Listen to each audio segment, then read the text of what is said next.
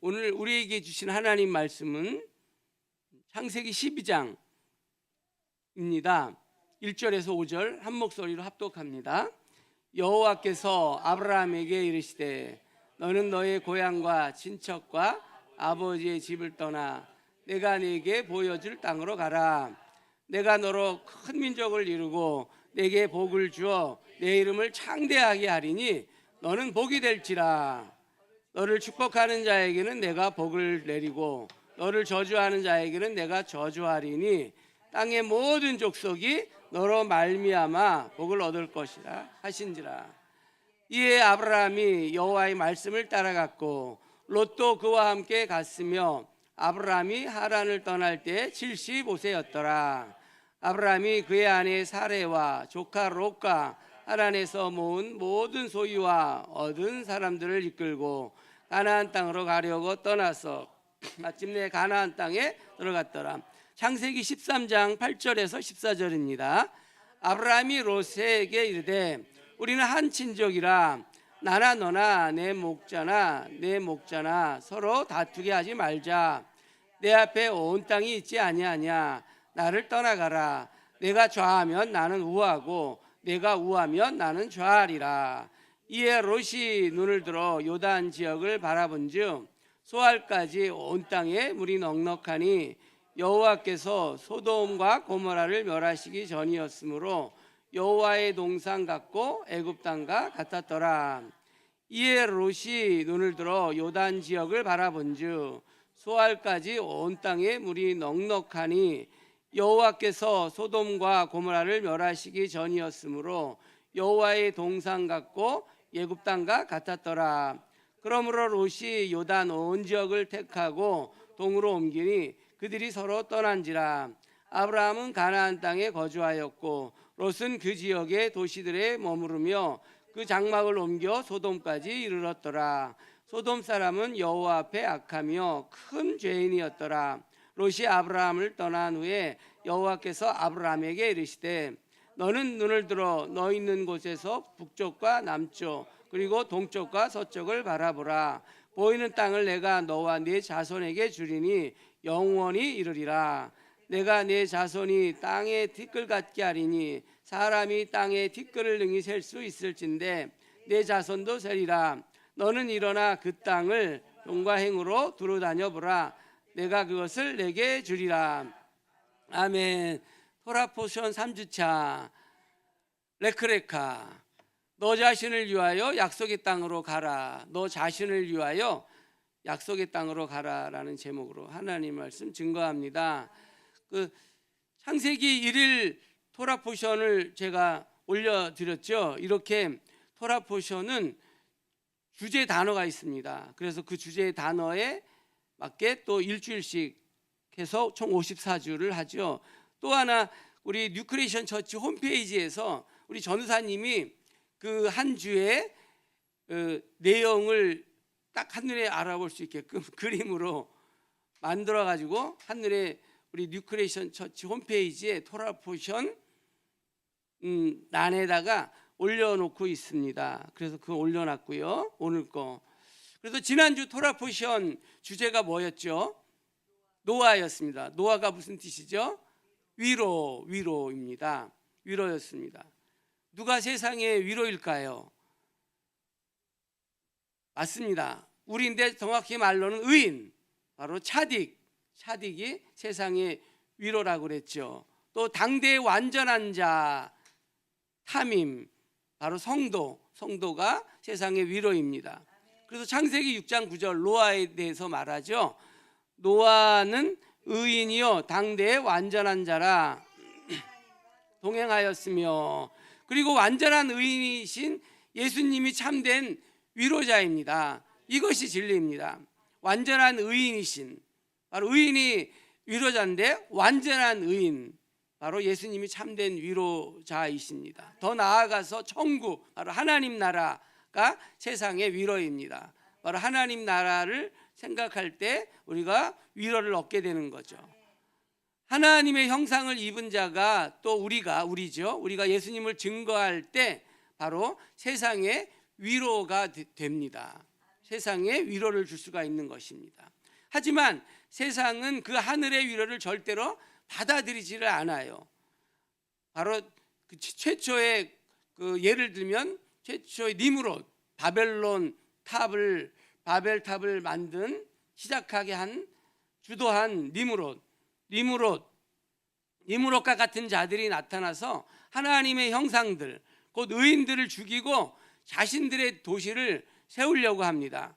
그 도시가 바로 바벨론이었죠. 바벨론은 하나님이 지으신 돌과 진흙을 버려버리고 자기들이 구워 만든 벽돌, 또 역청으로 성과 탑을 쌓았어요. 그러니까 하나님을 대신해서 자기들의 작품을 자기들로 위로를 삼은 거죠.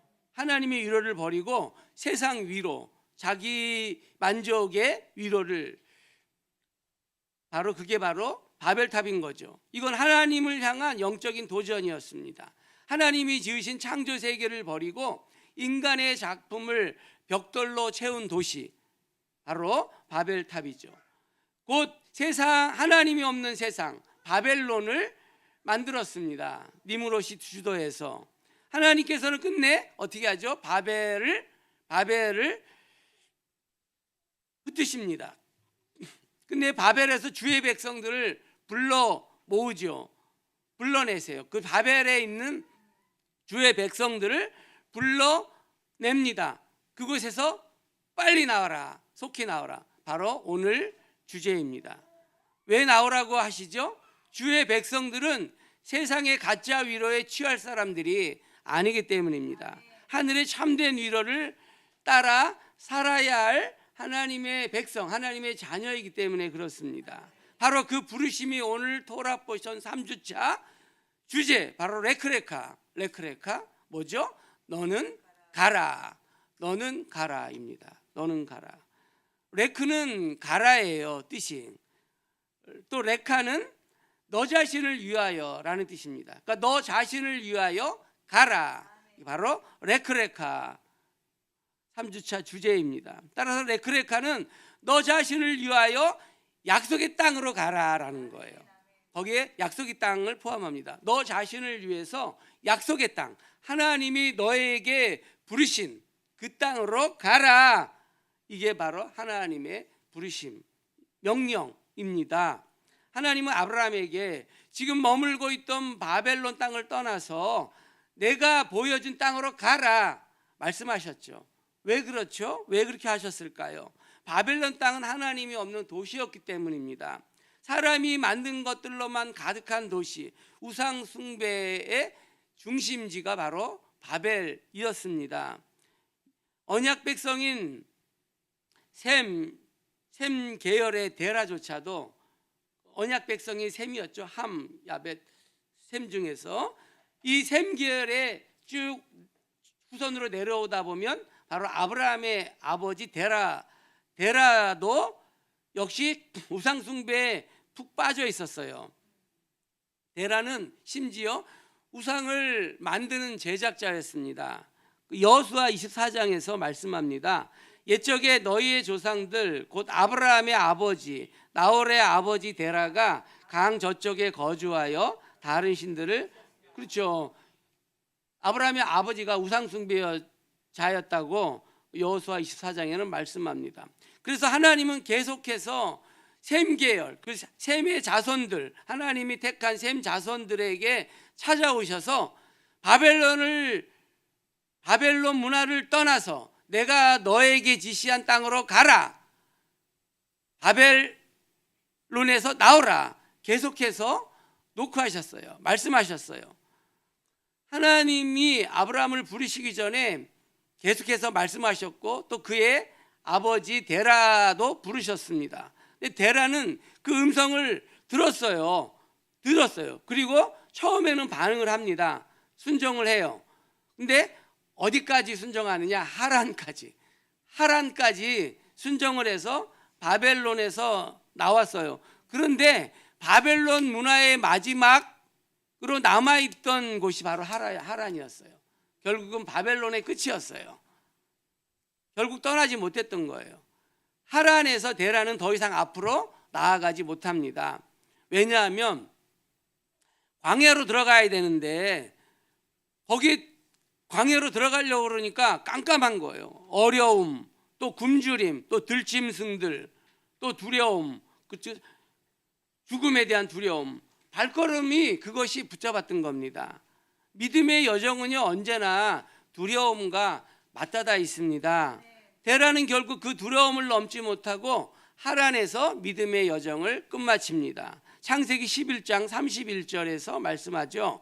데라가 그 아들 아브람과 하란의 아들인 그의 손자 롯과 그의 며느리 아브람의 아내 사레를 데리고 갈대아인의 우르를 떠나 가나안 땅으로 가고자 하더니 하란에 이르러 거기 거류하였으며 데라는 나이가 205세가 되어 하란에서 죽었더라. 하나님은 바벨론 가운데 있는 셈 자손을 이렇게 기억하셨어요. 그 혼잡함 속에서 하나님의 형상을 따라 살고 있는 사람들, 남은 자들을 불러내신 거죠. 하나님은 포기하지 않으셨습니다. 포기하시는 분이 아니십니다. 사람은 포기했지만 하나님은 포기하지 않으셨어요. 계속해서 셈 자손을 찾아오셨던 거죠. 그러면서 말씀하신 거예요. 거짓 위로로 가득한 바벨론에서 속히 나오라. 그리고 마침내 그 부르심에 반응한 사람이 나타났습니다. 그게 바로 믿음의 조상 아브라함이었습니다. 아브라함. 그때 하나님이 아브라함에게 주신 명령이 바로 레크레카였습니다. 레크레카. 너는 너를 위하여 떠나라 입니다. 창세기 12장 1절입니다. 여호와께서 아브라함에게 이르시되 너는 너의 고향과 친척과 아버지의 집을 떠나 내가 내게 레크레카입니다. 너는 너를 위한 땅으로 가라. 오늘 주제죠. 3주차 주제입니다. 토라포션. 그러니까 너는 너의 고향과 친척과 아버지의 집을 떠나 내가 내게 보여줄 땅으로 가라. 이거를 의역하면 이렇습니다. 이 뜻이 무슨 뜻이냐면 아들아, 사람이 만든 위로를 거부하고 참된 위로가 있는 땅, 하늘의 위로가 있는 광야로 나아가라. 이 말입니다. 하나님은 오늘도 바벨론에 푹 빠져있는 언약 백성을 기억하시고 그들을 부르시는 하나님이십니다. 그것이 창세기에서 요한계시록까지 이어지고 있어요. 새하늘과 새 땅으로의 초대, 화려한 세상을 나와 거치는 광야로 나가라. 오라. 이곳에 참된 안식이 있다. 이곳에 영원한 기쁨이 있다. 이렇게 창세기부터 요한계시록은 말씀하고 있는 겁니다. 하나님이 지금도 우리에게 동일하게 말씀하고 계셔요. 레크레카, 화려한 세상을 나와 거친 광야로 나아오라. 광야의 원뜻은요, 말씀이 있는 곳이라는 뜻입니다. 말씀이 있는 곳, 광야. 그곳에는요, 바벨론이 주는 유흥과 쾌락, 흥분은 없어요. 그렇지만 하나님이 지으신 자연 속에서 안식과 평안, 기쁨이 있습니다. 광야에는 사람에게 완전한 샬롬을 주는 하나님의 임재가 있습니다. 완전한 샬롬이 있습니다. 지금 우리가 살고 있는 세상은 또 다른 바벨론이죠. 사람들은 하나님이 지으신 창조 세계를 떠나서 아예 이제는 가상 공간으로 들어가서 자신의 마음을 옮겨버렸어요. 사람의 목소리와 공명조차 인공적인 전기 신호로 바꿔버렸어요. 사람과 사람이 대면하지 못하도록 하는 기술이 집약적으로 발전하고 있습니다. 하나님이 만드신 자연 소리 느낌을 느낄 수 없도록 제한하고 있어요. 하나님은 아브라함을 바벨론에서 불러내셨습니다. 마찬가지로 오늘 우리도 부르고 계셔요. 레크레카, 너는 거기서 나와서 나와 함께 동행하자. 지금 이 시간 하나님이 우리를 부르고 계십니다. 하나 사람들이 만들어 놓은 화려한 세상을 나와서 내가 예비한 말씀, 내 말이 있는, 내 말씀이 있는 곳으로 나와 함께 가자. 이 음성을 들으시기를 축복합니다. 하나님은 아브라함에게 땅을 주겠다 약속하셨어요. 그래서 아브라함은 조카 롯과 함께 그 땅을 두루 밟기 시작합니다. 내가 밟는 땅 내가 다 주겠다고 말씀하셨기 때문에 결국 이 롯도 아브라함 덕분에 큰 부자가 됩니다. 그렇지만 부자가 됐는데 소유가 풍부해지자 결국 이 목자들이 그 종들이 서로 다투는 거예요. 우리가 더 넣은 푸른 초장을 갖겠다. 서로 다투게 됐어요. 아브라함은 지혜로웠고 넓은 마음의 소유자여서 사랑하는 조카 롯에게 먼저 땅을 선택할 수 있는 기회를 줍니다. 결정권을 내줍니다. 창세기 13장 8절 9절입니다. 아브라함이 롯에게 이르되 우리는 한 친족이라 나나 너나 내 목자나 내 목자나 서로 다투게 하지 말자. 내 앞에 온 땅이 있지 아니하냐. 나를 떠나가라. 내가 좌하면 나는 우하고 내가 우하면 나는 좌하리라. 이에 롯이 눈을 들어 요단 지역을 바라본즉 소알까지 온 땅의 물이 넉넉하니 여호와께서 소돔과 고모라를 멸하시기 전이었으므로 여호와의 동산 같고 애굽 땅과 같았더라. 롯이 눈을 들어 보니까 여호와의 동산 같기도 하고 또 애굽 땅과도 같은 소돔 땅을 보인 거예요. 그러면서 냉큼 선택하죠. 그리고 자신의 장막을 소돔으로 옮깁니다. 창세기 13장 12절 계속해서 봅니다. 아브라함은 가나안 땅에 거주하였고 롯은 그 지역의 도시들에 머무르며 그 장막을 옮겨 소돔까지 이르렀더라. 소돔 사람은 그렇죠. 이 소돔은 겉으로는 너무 보기 좋은데 여호와 앞에 악하였고 큰 죄인이었습니다. 그러니까 롯은 소돔에 살면서 무법하고 음란한 또 불법 그것을 보고 들으면서 너무나 고통 속에 살게 되었던 거예요. 롯은 사람의 눈에 좋아 보이는 땅, 세상적으로 큰 성공할 수 있는 자리, 세상의 위로가 가득한 소돔을 선택한 거예요. 반면에 아브라함은 하늘을 위로로 삼는 사람이었잖아요. 그래서 약속의 땅 광야의 길을 선택합니다. 운명화된 도시에는 하나님의 말씀을 뺀 모든 것이 다 있습니다. 바벨론이 그랬죠. 화려한 옷, 풍족한 음식, 오락과 엔터테인먼트, 사람의 눈을 즐겁게 할 모든 것들이 다 있어요. 그곳에는 말씀이 없어도 행복해 보여요. 말씀을 묵상하고 생각할 여유와 마음조차 사라질 정도로 분주한 삶이 계속됩니다. 반면 광야는 어떻죠? 오직 하나님밖에 없어요. 말씀 외에는 아무것도 없어요. 세상적인 위로는 없지만 하나님의 위로로 가득한 곳이 바로 광야입니다. 하나님은 광야로 향하는 아브라함을 찾아오십니다. 그리고 이렇게 말씀하시죠. 창세기 13장 14절입니다. 롯이 아브라함을 떠난 후에 여호와께서 아브라함에게 이르되 북쪽과 남쪽 그리고 동쪽과 서쪽을 바라봐라. 보이는 땅을 내가 내 자손에게 주리니 영원에 이르리라. 내가 내 자손이 땅의 티끌 같게 하리니 사람이 땅의 티끌을 능히 셀 수 있을진데 내 자손도 세리라. 너는 일어나 그 땅을 종과 횡으로 두루 다녀보라. 내가 그것을 내게 주리라. 눈을 들어 바라보라. 이게 원어에는 무슨 뜻이냐면요, 하늘의 시각으로 그 땅을 바라봐라 라는 명령입니다.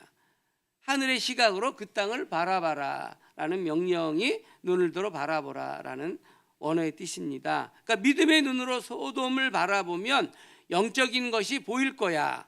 눈을 들어 보아라 이런 뜻입니다. 아브라함은 눈을 들어 소돔 땅을 봤어요. 하늘의 관점으로 소돔을 보니까 이곳에 있는 세상의 위로, 돈, 풍력, 쾌락, 성공은 거짓 위로구나, 거짓 평화구나, 거짓 행복이구나, 이걸 알게 된 겁니다. 그는 눈을 들어 또 이제 광야를 바라봤습니다. 그 속에는 하늘의 위로가 있는 걸 보게 됩니다. 썩지 않는 영원한 위로, 장차 임할 천국 광야를 볼 수 있었던 겁니다. 롯은요, 사람이 보기에 좋아 보이는 집, 좋은 차, 좋은 음식, 세련된 사람들이 위로가 됐어요.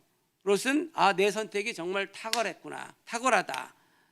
사실은 속고 있었던 거죠.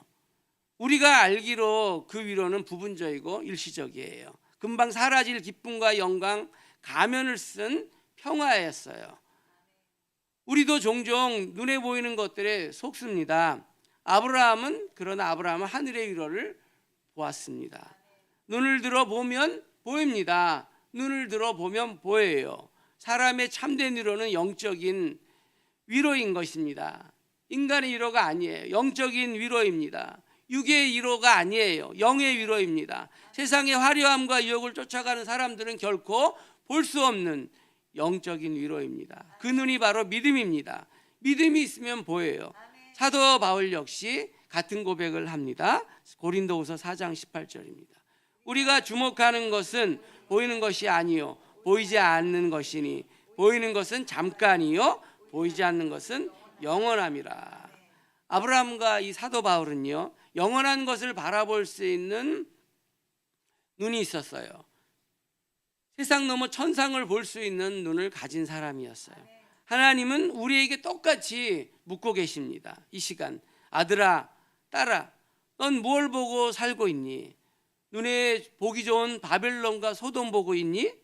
아니면 보이지 않는 영원한 나라, 그의 약속이, 나의 약속이 있는 광야를 보고 있니? 중요한 순간에 롯이 선택한 건요, 세상이었습니다. 결국 이 선택은 올무가 되죠.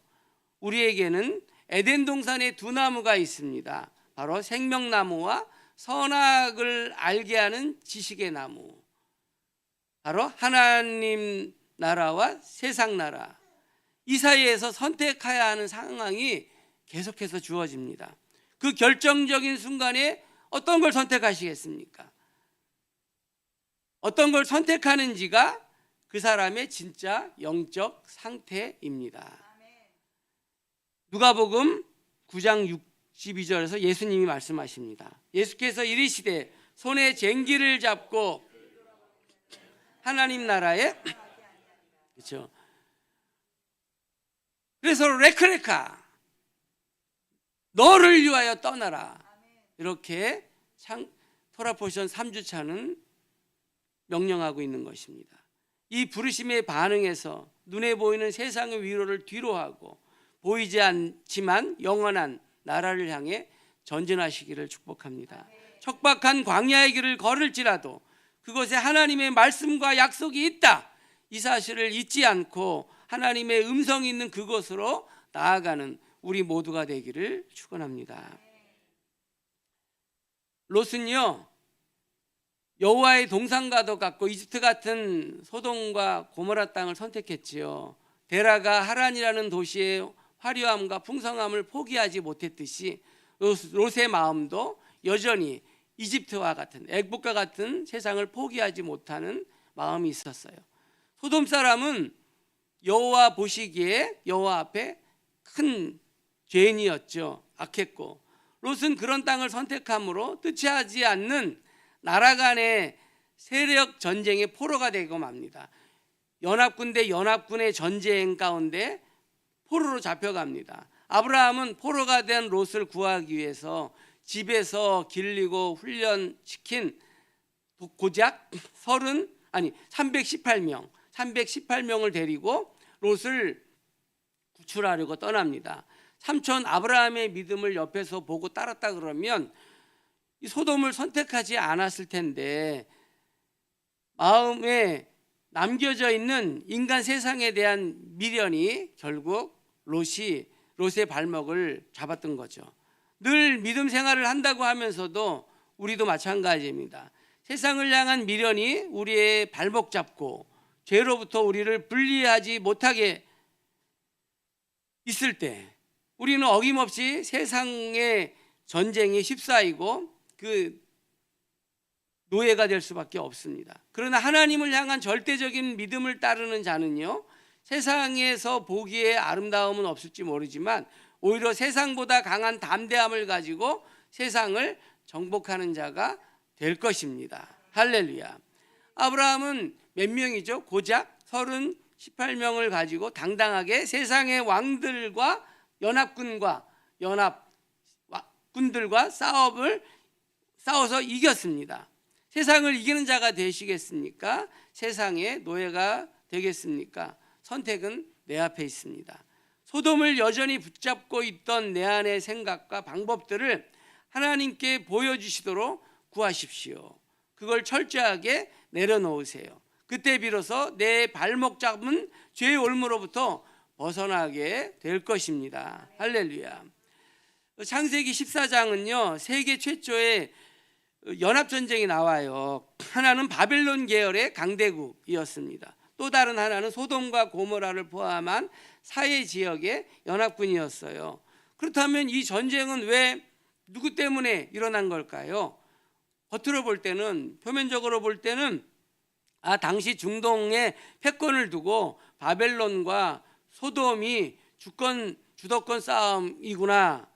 아니요. 영적 시각으로 보셔야 돼요. 하나님의 뜻이 담긴 전쟁이었어요. 그게 뭐냐? 특별히 성도인 한 사람, 롯에게 주시는 메시지였다라는 거예요. 롯이라는 한 사람을 깨우치기 위해서 세계 패권 전쟁이 일어난 거예요. 지금 말하면 미국과 중국이 싸우는 거랑 똑같은 그런 전쟁이 나왔다라는 것입니다. 일어났다라는 거예요. 최초로, 세계 최초로. 그러니까 이게 왜 전쟁이, 이 연합군의 전쟁이 일어나는가요? 이거였어요. 사랑하는 롯아, 거듭 위로를 붙잡지 말고 그곳에서 빨리 나와라. 이거를 롯에게 알려주고 싶으셨던 거예요. 그래서 하나님께서 전쟁을 허락하신 거죠. 이 사건은요, 이 전쟁은 아브라함과 롯의 차이를 비교하게 만듭니다. 하나님이 지시하신 땅에 머물며 하늘의 위로를 바라본 아브라함, 하나님께서 보호하시고 공급해 주시고 점점점 강해지죠. 점점점 강해졌습니다. 반면에 세상의 위로를 쫓아 소돔과 고모라에 머물렀던 롯은 점점 약해지고 도둑맞고 심지어 포로로 끌려가게 됩니다. 전쟁의 포로로 비참한 신사가 되죠. 하나님은 롯 하나를 깨우기 위해서 이 거대한 이 바벨론 연합군, 또 소돔과 고모라의 사해 지역의 연합군이 충돌하게 했던 것입니다. 성도가 있어야 할 자리가 아닌 곳에 있을 때 하나님이 그렇게 하셔요. 때로는 전 세계를 흔들어 가지고 나를 깨우게 하십니다. 내 삶에 때로는 약탈당하는 것 같고 내 재정에 손실이 나고 포로가 된 것처럼 무너질 때가 있어요. 그런 순간에 이렇게 물어보셔야 돼요. 내가 지금 있어야 할 곳에 제대로 서 있는 건가? 우리가 부르심의 자리에 서 있지 않을 때 하나님은 깨우십니다. 흔드세요.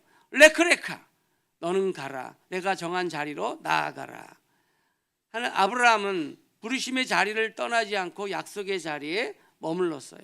그렇기 때문에 세계 대전이 눈앞에 일어난다고 해도 끄떡없었습니다. 그 영혼은 잠잠했어요.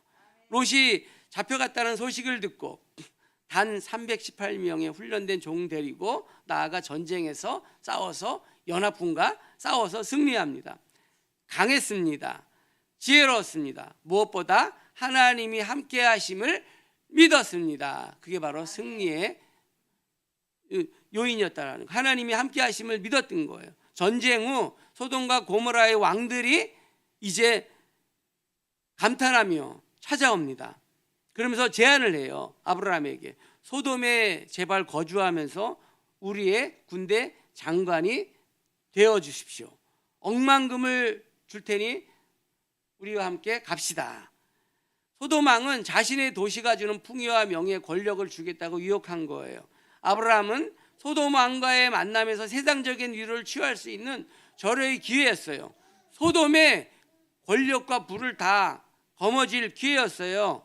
하지만 아브라함은 거절합니다. 그는 세상이 주는 위로가 아니라 하나님이 주시는 은혜를 귀하게 여겼던 겁니다.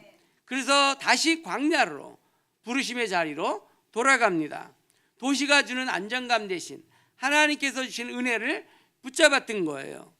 아브라함은 보이지 않는 영원한 하늘의 위로를 갈망하는 자였습니다.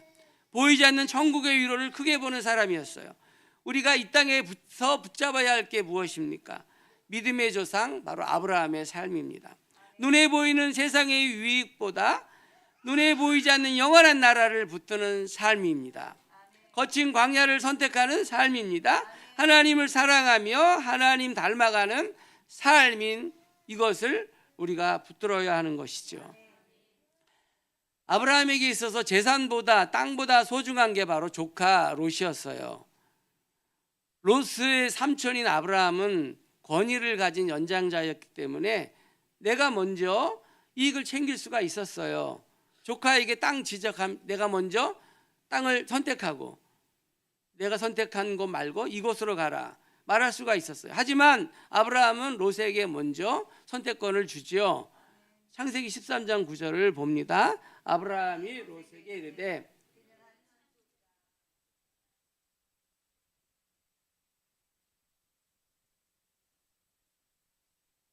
나를 떠나가라. 내가 좌하면 나는 우하고 내가 우하면 나는 좌하리라. 예수와도 말씀하셨습니다. 예수님도 말씀하셨어요. 마태복음 5장 39절에서 이렇게 말씀합니다. 나는 너에게 이르노니 악한 자를 대적하지 말라. 누구든지 내 오른뺨을 치거든 왼편도 돌려대며 또 너를 고발하여 속옷을 가지고자 하는 자에게 겉옷까지 가지게 하며 또 누구든지 너를 억지로 오리를 가게 하거든 그 사람과 심리를 동행하고 주며 내게 구거지 하는 자에게 거절하지 말라. 아브라함은 다툼과 분쟁 속에서 자신의 유익을 고려하지 않고 화평을 추구했습니다. 화평을 선택했어요. 화평의 관계를 선택한 거죠. 롯에게 선택권을 주죠. 겸손한 사람은 자신의 이익을 먼저 생각하기 전에 다른 사람을 돌아봅니다. 예슈아는 화평케 하는 자는 복이 하나님의 아들이라 일컬음을 받을 것이다 말씀합니다. 마태복음 5장 9절입니다. 화평하게 하는 자는 복이 있나니 그들이 하나님의 아들이라 일컬음을 받을 것이며, 그렇죠? 화평케 하는 자는 하나님의 아들이 된다라는 거죠. 아브라함은 시련을 통해 인내와 단련된 성품을 가진 하나님의 자녀였어요. 눈에 보이는 손익에 집중하지 않고 바로 롯을 지켜준 아브라함. 이 아브라함이 롯을 떠난 후에 하나님은 약속하신 땅을 영원히 아브라함과 그의 자손에 주겠다 다시 한번 약속하십니다. 창세기 13장 15절입니다. 보이는 땅을 아멘. 그러니까 아브라함이 자신의 이익을 다 내려놓았을 때 오히려 영원히 이르게 될 땅과 티끌같이 많아질 자손에 대한 약속을 받게 된 것입니다. 내려놓았더니 하나님이 감당할 수 없는 축복을 허락하신 거예요. 우리의 삶에서 충돌과 갈등, 분쟁과 다툼 피할 수 없어요. 이런 상황에서 어떤 반응을 보이는가, 이거에 따라 내가 정말 하나님의 자녀인가가 드러납니다. 하나님의 자녀로서 하나님 닮은 성품으로 사람들을 대하기로 결정하십시오. 그때 우리는 아브라함에게 약속하신 복을 이어받게 됩니다. 당장 손해를 볼 것인가, 영원한 약속을 상속받을 것인가, 당장 이익을 볼 것인가, 영원한 약속을 상속받을 것인가, 이 선택이 우리 삶에 항상 있다라는 것입니다. 빌립보서 2장 3절을 봅니다.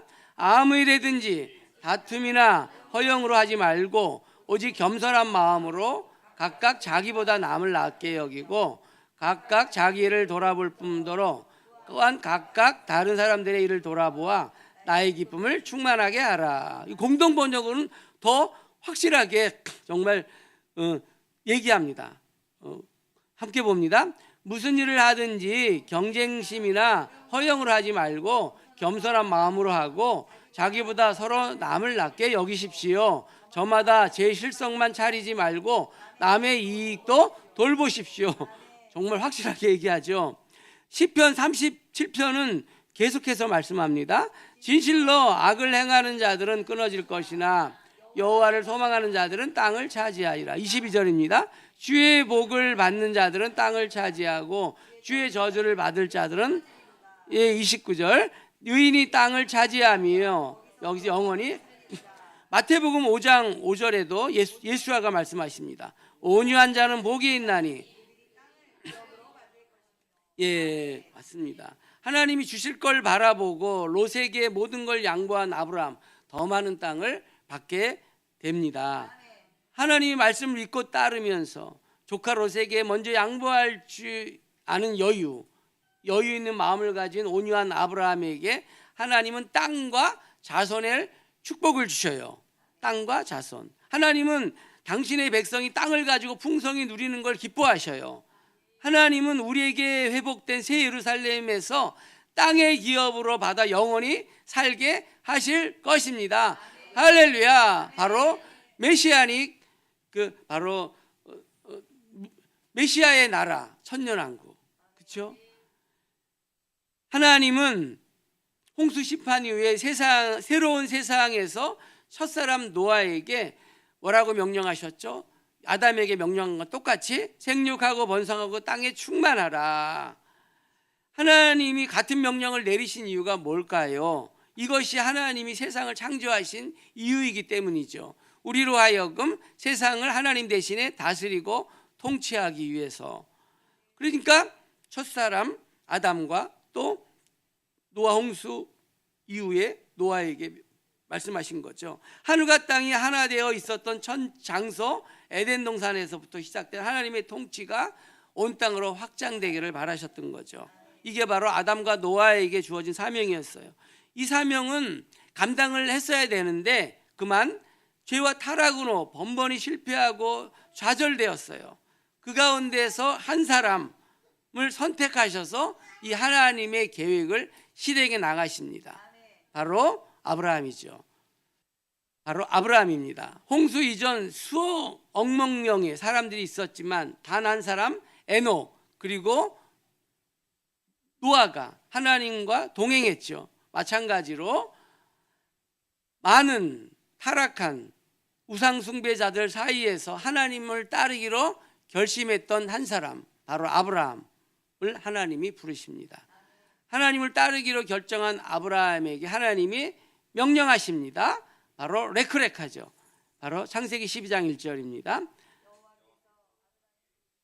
너는 너의 고향과 친척과 아버지의 집을 떠나 생육하고 번성하며 땅에 충만하라. 이게 아브라함에게 주어진 거죠. 근데요, 사실은 이거랑 다르게 주어져. 이건 아담과 노아에게 직접적으로 말씀하신 건데 아브라함에게는 뭐라고 말씀하시죠? 고향과 친척과 아버지 집을 떠나 하나님이 내가 보여준 땅으로 가라라고 하세요. 생육하고 번성하여 땅에 충만하라. 이게 아니라 하나님이 보여줄 땅은 왜 내가 보여줄 땅으로 가라 그랬냐면 그곳이 가나안 땅인데 그것이 바로 세상의 중심이었던 에덴 동산 이스라엘의 중앙 산지였어요.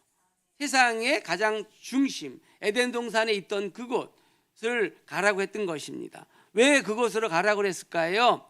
그곳에서 들어가서 그 땅을 차지하고 그 땅에서 자손을 낳아서 자손을 통해서 하나님 나라를 세우라는 거예요. 하나님의 킹덤을 세우라는 거였습니다. 이게 바로 하나님의 아브라함을 통한 계획이었어요. 그래서 이전의 삶의 자리를 떠나 에덴 동산 이스라엘 중앙산지로 들어가라라고 명령을 내리셨던 것입니다. 그리고 약속을 주시죠. 2절입니다. 내가 너로 큰 민족을 이루고 내게 복을 주어 너는 복이 될지라. 하나님은 아브라함에게 가라고 명령하시면서 그냥 명령만 하지 않고 축복하시죠. 큰 민족을 이루리라 약속을 하셨어요. 이게 히브리어로 고이가돌인데요. 이 단어가 처음에는 이스라엘 한 민족에게만 쓰였어요. 이 고이가돌이. 그런데 후에는요 열방 중에서 이스라엘에게로 접붙임 받은 민족들, 그러니까 확장된 큰 민족을 의미하는 단어로 쓰여집니다. 그러니까 이스라엘에게 접붙임된 하나님의 자녀들, 이방인 중에서 하나님의 자녀들로 고이가돌이 쓰입니다. 이 고이가돌이란 말은 이스라엘과 교회가 함께 이루게 될 하나님의 킹덤을 표현하는 단어예요. 한 세 사람인 거죠. 하나님이 아브라함을 불러낸 이유는 뭐죠? 단순히 이스라엘 민족 하나를 이루시기가 아니었어요. 바로 모든 열방 중에서 믿음으로 아브라함의 자손이 될 많은 이방인들을 포함한 것입니다. 바로 고위가돌입니다. 확장된 한 민족, 한 세 사람을 위해서 고위가돌, 한 큰 민족을 선택하신 거죠. 주겠다고 말씀하신 거죠. 그리하여 유대인과 이방인이 그리스도 예수 안에서 하나가 되는, 바로 예수의 피로 가까워지고 모퉁이 대신 예수님 중심으로 둘이 함께 연결되어서 하나님이 거하실 처소로 함께 지어져가는 성전이 되는 것, 이게 하나님의 계획이셨던 거예요. 바로 큰 민족을 이루리라. 이게 바로 하나님의 계획이셨던 거예요. 그러기 위해서 너는 레크레카 하라고 말씀하신 거죠. 에베소서 2장에 말씀합니다. 이전에 그리스도 예수 안에서 그리스도의 피로 가까워졌느니라. 그는 우리의 화평이신지라. 둘로 하나를 만드사 원수된 것 그 중간에 막힌 담을 자기 육체로 하시고 법조문으로 된 계명의 율법을 폐하셨으니 이는 이 둘로 자기 안에서 한 세 사람을 지어 화평하게 하시고 또 십자가로 이 둘을 한 몸으로 하나님과 화목하게 하려 하심이라.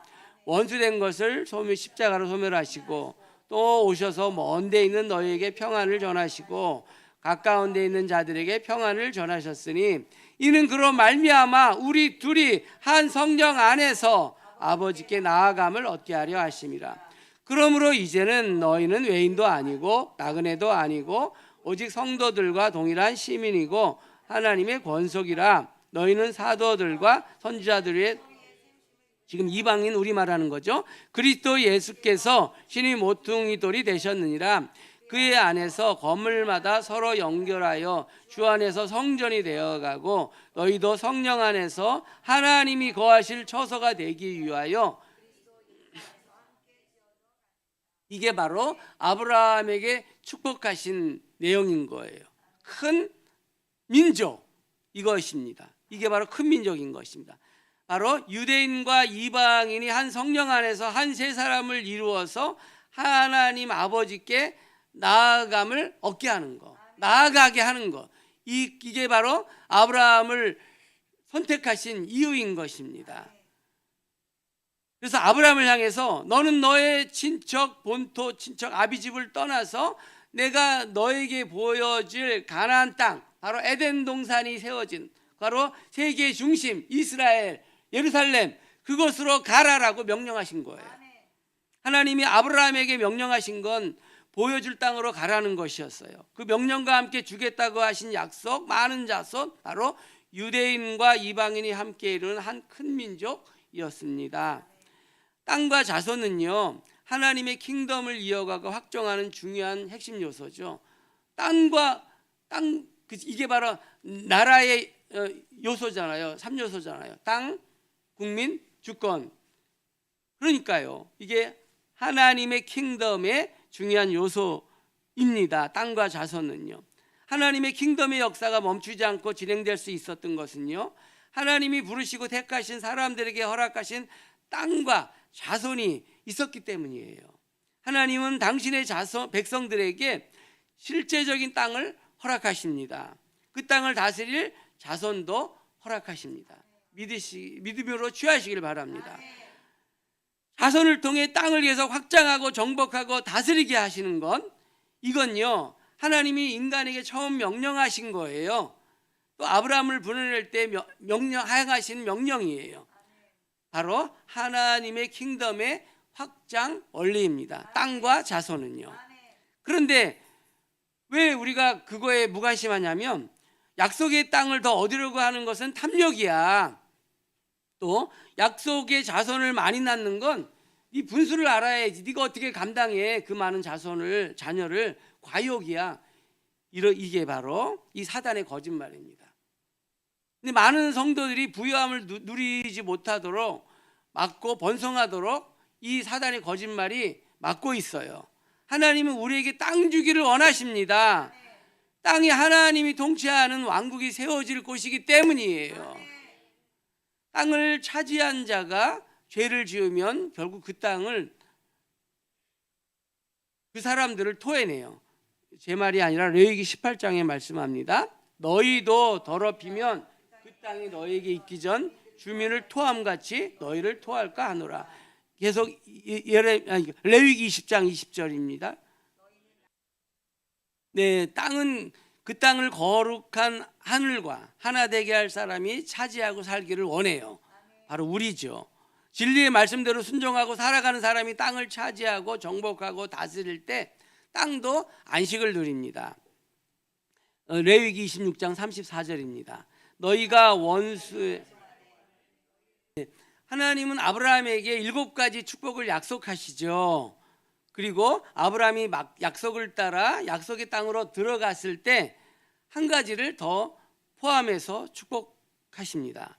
이 약속들은요, 아브라함이 하나님의 명령을 따라 우상 숭배하던 가족과 고향과 친척을 떠나서 약속의 땅으로 들어가는 걸 전제로 합니다.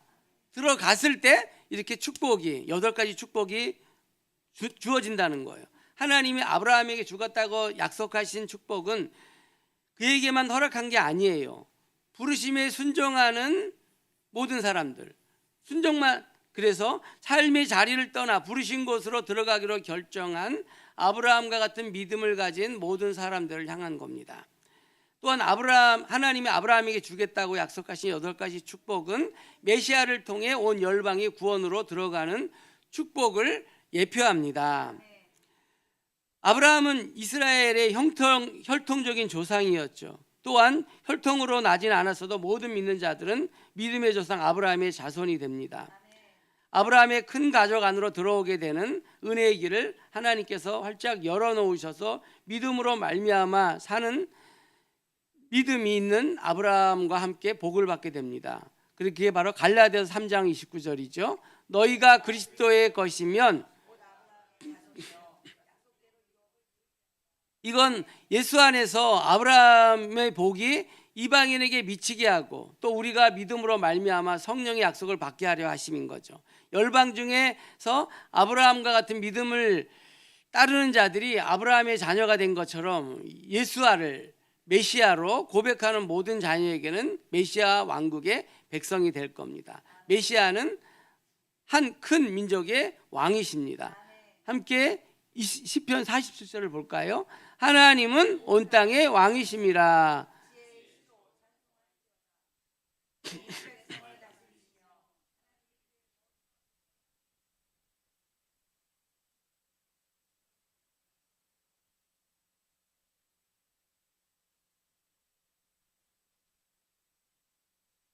아멘.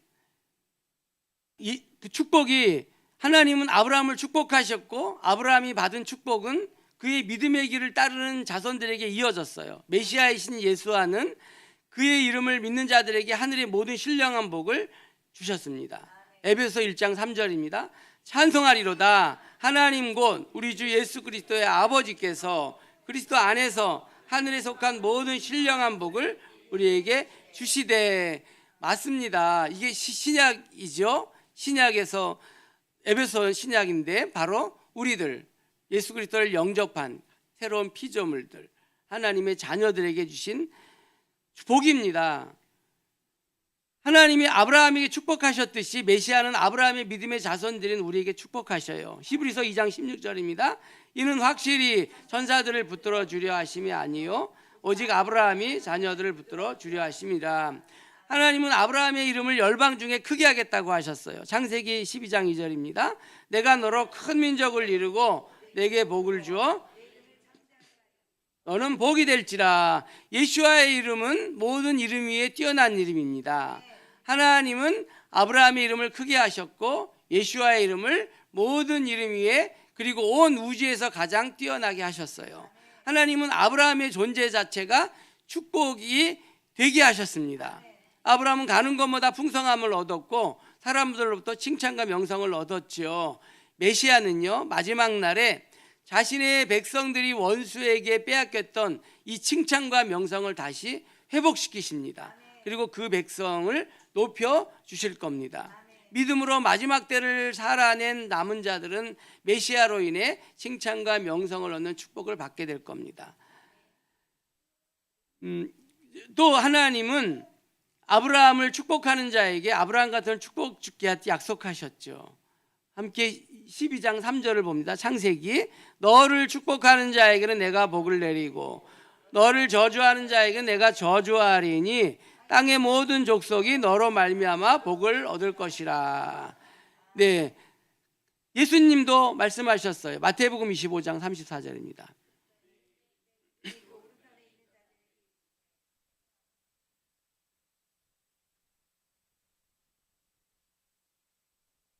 네, 이건요, 지극히 작은 자에게 한 것이 나에게 한 것과 같아, 이렇게 말씀하시면서 하신 말씀이에요. 형제자매를 축복하는 것은요, 그건 나의 축복이 되고 상급이 됩니다. 그래서 이 땅에 온 이주민들을 우리가 섬겨야 되는 이유가 있는 거예요. 또 고아와 과부를 섬겨야 되는 이유가 있는 것입니다. 노숙자를 섬겨야 되는 이유가 있고요. 이것이 하나님의 킹덤에서 나를 위해 예비된 축복을 받고 누리는 원리입니다. 아브라함과 그의 자손들을 저주하는 자들은요, 하나님의 저주 아래 있는 것과 같습니다. 예수와는요, 지극히 작은 자 하나에게 하지 않은 것이 나에게 하지 않은 것과 같다라고 말씀하시면서 영벌에 들어갈 거라고 말씀합니다. 마태복음 25장 45절입니다. 이에 임금이 대답하여 이르시되 내가 진실로 너희에게 이르노니 이 지극히 작은 자 하나에게 하지 아니한 것이 곧 내게 하지 아니한 것이니라 하시니 그들은 영벌에 그렇죠. 아브라함으로 인해 그 믿음의 길을 따르는 모든 족속이 복을 얻게 됩니다. 믿음으로 예수아를 메시아로 고백하는 사람은 모두 예수아에게 속한 자들이고 예수아로 인해 하나님 아버지의 자녀가 되었습니다. 그리스도에게 속한 자들은 곧 아브라함의 자손이고 약속대로 유업을 얻을 자입니다. 갈라디아서 3장 29절에 말씀하죠. 너희가 그리스도의 것이면 곧 아브라함의 자손이요 약속대로. 그렇죠. 우리가 아브라함의 자손이고 아브라함에게 받은 축복이 그대로 우리의 축복이라는 거잖아요. 예수아로 인해서 바로 예수님 때문에 아브라함의 축복의 유업이 내 것이 되게 되었습니다. 할렐루야. 예수님 감사합니다. 그렇죠? 아브라함에게 주신 이 7가지 축복은요, 아직 믿음의 발걸음을 떠나기 전에, 약속의 땅으로 들어오기 전에 약속으로 떠나는 걸 전제로 한 축복이었어요. 그러나 마지막 8번째 약속, 축복은요, 약속의 땅으로 들어온 아브라함에게 하나님이 직접 나타나셔서 하신 축복입니다. 바로 창세기 12장 7절입니다. 여호와께서 아브라함에게 나타나 이르시되 내가 이 땅을 내 자손에게 주리라 하신지라. 자기에게 나타나신 여호와께 그가 그곳에 이건 무슨 말이냐면요, 믿음으로 아브라함이 하나님이 보여주실 땅에 들어왔기 때문에 이 땅을 너와 너 자손에게 주겠다, 이렇게 하나님이 아브라함에게 나타나셔서 말씀하신 거예요.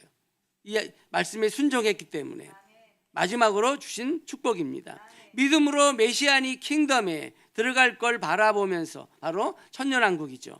천년왕국을 바라보면서 세상을 따르지 않는 자들에게 하나님은 땅을 주십니다. 그리고 그들을 왕과 제사장으로 삼아서 예수님과 함께 영원히 다스리는 자가 되게 하십니다. 왕노릇 하리로다. 이 땅의 끝이 아닌 거 아시잖아요. 주님이 오시면 천년왕국이 도래합니다. 바로 메시아니 킹덤이 도래해요. 거기에서 주님과 함께 이 땅을 다스리는 겁니다. 믿으십니까? 믿으시길 바랍니다. 아브라함은 이 8번째 약속을 받고 제단을 쌓고 어떻게 하죠? 제일 먼저 예배를 드립니다. 하나님의 킹덤에서 왕 같은 제사장으로 세움받은 자들은 영원히 주님을 찬양하며 예배할 것입니다. 고대 근동의 가장 크고 화려한 도시 갈대아 우르를 떠나서 가나안을 향해 오던 데라 가나안에 가지 않고 중간에 멈춰서 하란에 정착하지요. 하지만 아브라함은 하나님 말씀을 따라 도착합니다. 바로 아브라함은 하나님이 약속해 주신 말씀을 믿고 인간적으로 보장되어 있는 풍족한 생활, 울타리가 되어주는 부모와 가족, 그리고 안정됨을 버리고 떠난 겁니다. 하나님 믿고 따랐으니까 약속하신 것을 기대했겠지만 그가 약속한 땅에 도착하자마자 맞닥뜨린 상황은 기근이었어요. 축복 주실 줄 알았더니 가나안 땅에 도착해 봤더니 기근이었어요. 풍족, 안정, 그리고 보호, 안전, 어느 것 하나 하나님이 말씀하신 축복 하나도 없었어요. 그래서 선택한 것이 바로 이집트였습니다. 애굽이었습니다. 이 아브라함이 가족도 살려야 했고 내 미래도 다시 설정해야 되겠고, 아브라함은 하나님이 보여주신 땅을 결국 떠나게 됩니다. 그러나 기근이 닥친 것보다 더 나을 것이라고 예상했던 이집트에 막상 도착해 보니까, 내가 선택해서 도착해 보니까 더 위험한 상황에 처하게 됩니다. 내 목숨이 위태로운 상황이 되었어요. 왜죠? 아브라함의 와이프가 세상에서 가장 아름다웠기 때문에 그 이집트의 왕이 탐낸 겁니다. 그러니까 아브라함은 남편이니까 죽게 된 거예요. 근데 결혼 잘한 것 같아요. 이 아브라함의 아내는 가족을, 목숨을 지키기 위해서 이집트 왕에게 갑니다. 바로 왕에게 가요. 그것도 두 번이나 이 아브라함이 거짓말 했잖아요. 그래서 이 사라는, 그런데 결국 이집트 왕에게 감으로 인해 가지고 아브라함은 많은 부를 얻게 됩니다. 그렇지만 아내와 모든 가족들이 다 몰살될 위기에 처하게 됐던 거죠. 이때 하나님이 짜자잔 개입하십니다. 그래서 아브라함의 아내를 구출해내시고 또한 큰 부를 얻게 하죠. 이 이집트 왕이 보내면서 다 큰 부를 주잖아요. 그러면서 다시 약속의 땅으로 돌아오게 됩니다. 그러니까 하나님이 보이신 땅에는 기근이 있고 그 기근을 피해 온 이집트에는 생명의 위험이 있었던 거예요. 믿음의 결과, 축복을 받을 줄 알았더니 시련이었어요. 이제 막 믿음의 여정을 시작한 아브라함이 기근을 피해 애굽으로 내려갔지만 그건 하나님의 음성을 들은 게 아니었죠. 시련을 피할 수 있으리라 머리를 굴렸는데 그 시련에 막상 직면하게 되었던 거예요. 분명히 믿음으로 선택한 일인데 상황으로 어려워질 때가 있다라는 거예요. 그럼 우리는 당황해서 빨리 해결책을 찾아보려고 막 합니다. 인간적으로. 특별히 믿음의 여정을 막 시작한 사람들, 아직 믿음이 온전하지 않은 사람들은 경험과 생각을 바탕으로 찾아보려고 해요. 특별히 그런데 하나님은 이 과정 역시 믿음의 여정이라고 봐주신다는 거예요. 시련을 통해 우리는 내 자신이 하나님을 온전히 신뢰하고 있는가에 대한 믿음을 점검해 볼 수가 있습니다.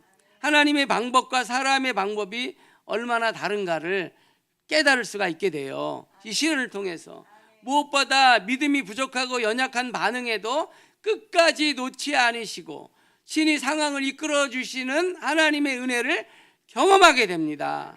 그래서 하나님을 더 깊이 알아가게 됩니다. 이 믿음의 시련이 내가 잘못된 선택을 통해서도 하나님의 사랑을 더 깊이 알게 돼요. 그리고 하나님은 시련 끝에 반전을 허락하셔서 고통스러운 상황을 도리어 선이 되게 만드셔요. 이걸 통해 결국은 모든 것이 합력하여 선을 이루게 하시는 것입니다. 그 하나님을 알게 되는 거죠. 하나님의 말씀을 믿고 따르기로 결정한 사람들에게도 시련이 따라옵니다. 시련은 우리의 믿음을 더욱 성장하게 합니다. 굳건하게 하는 하나님의 선하신 방법입니다. 시련과 환난은 우리를 인내하게 합니다. 로마서 5장 3절입니다. 인내는 연단은 소망을 이루는 줄, 시련이 믿는 자와 믿지 않는 자 모두에게 닥칠 때 누구에게 유리할까요? 믿는 자에게 유리합니다. 왜냐하면 불신자는 시련을 고통으로만 바라보고 두려워해요. 반면에 믿는 자는 이 고통 끝에 하나님의 은혜와 선하심이 있다는 것을 알아요. 그렇기 때문에 시련을 통해 오히려 큰 유익을 느끼게 됩니다. 그 유익이 뭘까요? 하나님과 친밀해집니다. 하나님과 친밀해져요. 우리가 코로나를 겪어봤잖아요. 우리 신자들은 믿음은 더 증가됐습니다. 권세도 더 증가했어요. 무엇보다 하나님과 더 깊어졌던 친밀함 가운데 들어갔다라는 것이죠. 믿음을 선택했기 때문에 시련이 닥쳐서 고통스러운 게 아니라 믿음을 선택했기 때문에 상황을 능가하시는 하나님의 은혜 안으로 더 깊이 들어가게 되더라는 것입니다. 롯이요 스스로 눈을 들어 세속가치를 선택하고 떠난 후에 하나님이 아브라함에게 축복 마지막 약속을 주시는데요. 창세기 13장 15절을 봅니다.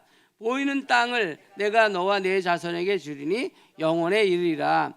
내가 내 자손이 땅의 티끌 같게 하리니 사람이 땅의 티끌을 능히 셀 수 있을진데 내 자손도 세리라.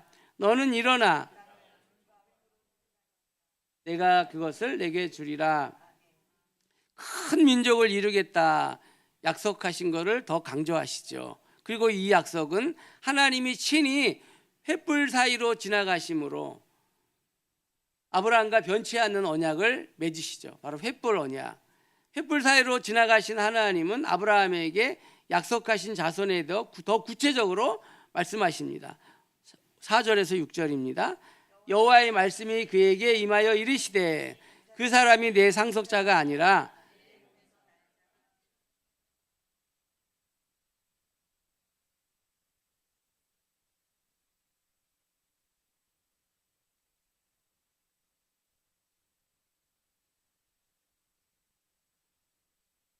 네, 하나님은 아브라함의 몸에서 날짜가 상속자가 될 것이라는 확실한 말씀을 주셨어요. 그리고 아브라함은 하나님을 믿었고 하나님은 그 믿음을 의로 여기시고 믿음의 조상이 되게 하시죠. 그러나 상속자를 약속하신 지 10년이 지나도 태어날 기미가 안 보여요. 내 몸은 노쇠했고 또 아내를 보니까 더 노쇠했고 자손에 대한 약속이 나를 통해 이루어질까 의문스럽고 그래서 비록 내 몸은 아니지만 내 여종 그러면서 그 사라가 이렇게 남편에게 요구합니다. 비록 내 몸은 아니지만 내 여종 이집트인 하갈을 통해 상속자를 얻으십시오. 아브라함에게 제안을 했을 때 아브라함은 동의하고 따르죠. 이 아브라함과 사라의 선택 하나님 방법이 아닌 사람의 방법이었어요. 아브라함과 사라는 그들을 통해 큰 민족을 이루겠다고 하는 하나님의 약속은 믿었지만 그걸 이루는 과정에 있어서는 자신의 방법을 선택한 거예요. 사용한 거예요. 아브라함과 사라는 자기들을 통해 하나님의 계획이 성취될 거라는 믿음에는 변함이 없었어요. 하지만 그들은 하나님의 계획을 자의적으로 해석해서 인간적인 방법을 통해서 그 뜻을 성취하려고 했던 거예요. 이걸 믿음의 성취라고 생각했던 거예요. 결국 자신들의 계획에 태어난 계집종 하갈의 아들 이스마엘, 약속의 아들인 이삭과 대립하며 분쟁하게 되었고 오늘날까지도 저 중동 땅에 대립하고 있습니다. 믿음의 여정 가운데 우리에게는 많은 선택의 순간이 있어요. 하나님의 약속은 믿지만 그걸 이루는 분이 하나님이심을 온전하게 믿지 않을 때 내 생각과 방법을 사용해서 하나님의 약속을 이루어드리는 실수를 범하게 됩니다. 가라 이 명령 앞에 지체하지 않고 즉각 순종함으로 움직이는 믿음이 필요할 때입니다. 반면에 내 몸에서 날 자손을 통해 이루시겠다고 하신 것과 같은 약속 앞에서는 기다리는 믿음이 필요합니다. 그러나 기억해야 할 것이 있습니다. 우리가 움직일 때 기다릴 때이든지 그 약속을 이루시는 주체는 하나님이시라는 겁니다.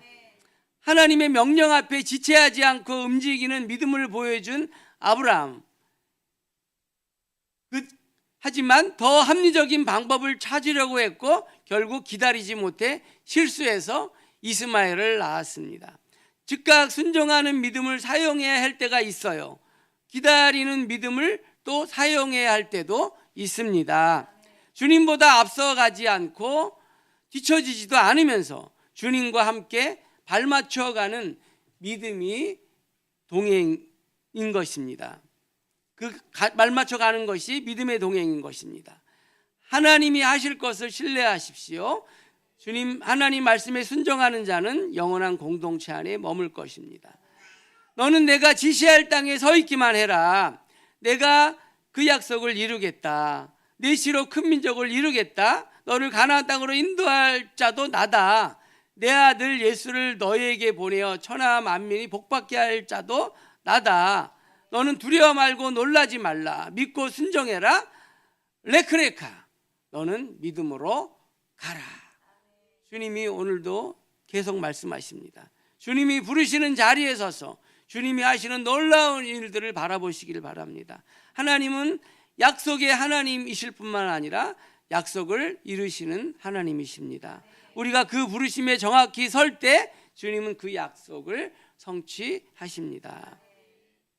이 말씀을 맺습니다. 정리합니다. 하나님이 아브라함을 불러내신 이유, 단순히 이스라엘 민족 하나를 이루시기가 아닙니다. 모든 열방 중에서 믿음으로 아브라함의 자손이 될 많은 이방 교회를 포함한 확장된 한 큰 민족을 바로 한 세 사람 이루시기 위함입니다.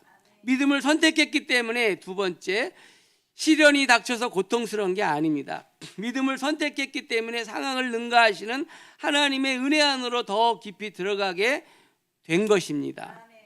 아브라함은 다툼과 분쟁 속에서 자신의 이익을 고려하지 않고 롯과 화평의 관계를 먼저 선택합니다. 겸손한 사람은 자신의 이익을 생각하지 않고 먼저 다른 사람을 돌아봅니다. 아브라함과 사라, 자신을 통해서 하나님의 계획이 성취될 것이라는 믿음에는 변함이 없었지만 그들의 몸은 노쇠해 있었고 약속된 자녀가 태어날 것을 기다리는 시간이 점점 길어지자 하나님의 계획을 자의적으로 해석해서 인간적인 방법을 통해서 그 뜻을 성취하려고 했고 그들은 그것이 믿음의 성취라고 생각했습니다. 즉각 순종하는 믿음을 사용해야 할 때가 있고 반면에 기다리는 믿음을 사용해야 할 때가 있습니다. 주님보다 앞서가지 않고 뒤처지지도 않으면서 주님과 발맞춰 가는 믿음의 동행을 하시기를 축복합니다. 우리가 믿음으로 아브라함의 자녀가 되었습니다. 이건 곧 우리가 나를 부활케 하실 나의 부활을 믿는다는 것을 의미하는 것입니다. 또한 믿음이 우리의 의가 될 것이라는 뜻하는 것입니다.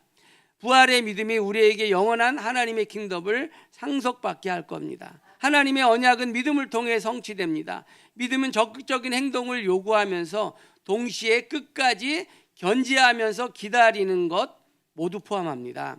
하나님의 시간에 그분의 주권하에 전적으로 성취될 것을 믿음으로 기다리면서 우리에게 명령하신 것을 순종함으로 큰 그림 안에서 내가 해야 할 영역을 다 감당하시는 믿음의 자녀가 되시기를 주님의 이름으로 축원합니다. 우리 기도하겠습니다.